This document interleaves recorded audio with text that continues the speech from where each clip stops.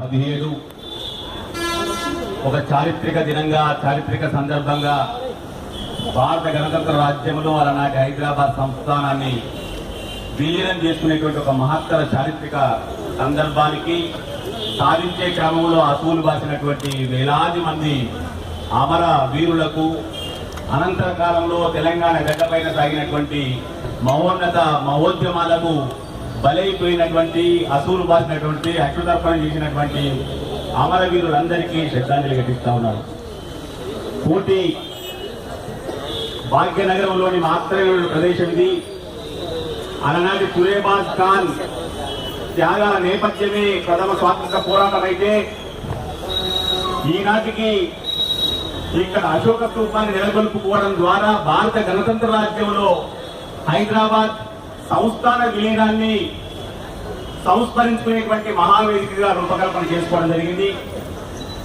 అలనాటి స్వాతంత్ర సమరయోధుల ప్రతినిధిగా మిగిలినటువంటి బాబురావు వర్మ గారు ఈనాటికి అంతే క్రమశిక్షణతో ఇక్కడ పతాకావిష్కరణ శ్రద్ధాంజలి నిర్వహిస్తూ వస్తా ఉన్నారు. తెలంగాణ మహోద్యమ నిర్మాణంలో భాగంగా కాంగ్రెస్ పార్టీకి ఉన్నటువంటి పరిమితులకు లోబడి సెప్టెంబర్ 17ను అప్పటికప్పుడు ఎప్పటికప్పుడు తెలంగాణ ఆత్మగౌరవ దినోత్సవంగా పాటిస్తూ వచ్చినటువంటి వారం మనమంతా. ఈనాడు ఇక్కడి శ్రద్ధాంజలికి పిసిసి అధ్యక్షులు, పిసిసి మాజీ అధ్యక్షులు, కాంగ్రెస్ దిగ్గజాలు విచ్చేసి వారి సంఘీభావాన్ని, చారిత్రక నేపథ్యానికి ఉన్నటువంటి గౌరవాన్ని నిలుపుతున్నందుకు వారికి అభినందనలు. చారిత్రక ద్రోహం చేయడం అనేటువంటిది ప్రమాదం.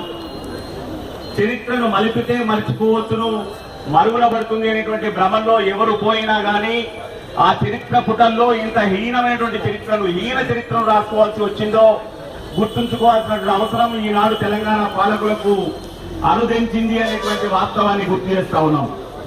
అంత మాత్రమే కాకుండా సెప్టెంబర్ 17 నాడు సాధికారికంగా మహారాష్ట్రలో, సాధికారికంగా కర్ణాటకలో అలనాటి నుంచి ఉత్సవాలు జరుగుతున్నటువంటి అంశాన్ని ఉద్వేగపరిచినటువంటి అంశంగా తెలంగాణ గడ్డ స్వీకరించిన నేపథ్యం ఎలా మరవగలుగుతున్నారు, ఇంత ఆత్మద్రోహం ఎలా చేసుకోగలుగుతున్నారు, ఇలాంటి వాస్తవాలని ఎలా తెలంగాణ ప్రజలు జీర్ణించుకుంటారని మీరు భావిస్తా ఉన్నారో ఒక్కసారి గుండె పైన చెయ్యి వేసుకొని ఆలోచించాలి అని మనవి చేస్తా ఉన్నాం.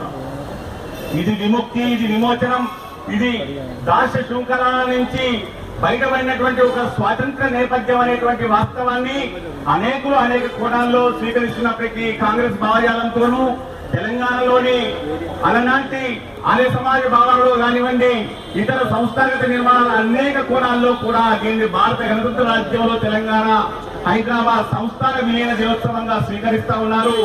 దీని ద్వారా భారత రాజ్యాంగం పట్ల మనకుండేటువంటి అనుబద్ధం ఆనాటి నుంచి కలిగింది అనేటువంటి వాస్తవాన్ని స్వీకరించడానికి సిద్ధంగా లేకపోతే భవిష్యత్ తరాలు మిమ్మల్ని క్షమించమని మరోసారి గుర్తు చేస్తూ ఇక్కడ ఇప్పుడు తెలంగాణలో ఏర్పడుతున్నటువంటి పరిస్థితుల పట్ల అప్రమత్తత అవసరమైంది కాబట్టి తెలంగాణ అప్రమత్త దినోత్సవంగా తెలంగాణ కాంగ్రెస్ సారథ్య బృందం పిలుపునిచ్చింది. ఆ మేరకు తెలంగాణ వ్యాప్తంగా అనేక చోట్ల ఉత్సవాలు జరుగుతూ ఉన్నాయి. అనేక చోట్ల తెలంగాణ అప్రమత్తత కోసం, తెలంగాణ భవిష్యత్ పునర్నిర్మాణం కోసం అంకితం కావడం కోసం అందరూ సంసిద్ధంగా ఉన్న ఈ తరుణంలో ఇక నుంచైనా ఇలాంటి గూడుపుటాన్ని, ఇలాంటి విచిత్ర వేషధారణలు మానుకుని తక్షణమే చారిత్రక నేపథ్యాన్ని గౌరవించేటువంటి కనువిప్పు తెచ్చుకోవాలనేటువంటి సూచన చేస్తూ ఈ సందర్భంలో ఇక్కడికి విచ్చేసిన మీ అందరికీ అభినందనలు తెలుపుతూ తెలంగాణ ప్రజలు తస్మాత్ జాగ్రత్త అని మనవి చేస్తూ ముగిస్తాను. జై తెలంగాణ, జై హింద్.